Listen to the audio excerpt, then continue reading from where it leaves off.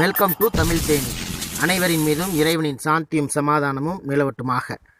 இன்று நாம் பார்க்க போவது ஸ்ரீராமர் தான் நபி சுலைமான் என்று இந்த வீடியோ பதிவின் மூலம் பார்க்க போகிறோம். டிசம்பர் 6, 1992 வருடத்தில் ராமர் பிறந்த இடம் அப்படின்னு சொல்லி பாபர் மசீதை இடித்தார்கள்.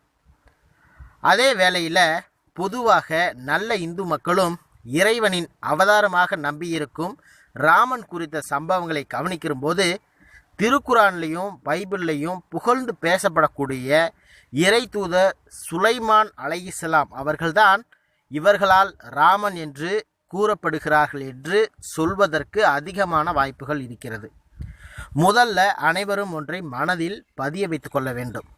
அதாவது இறைவனின் அவதாரம் என்று ஒன்றும் கிடையாது.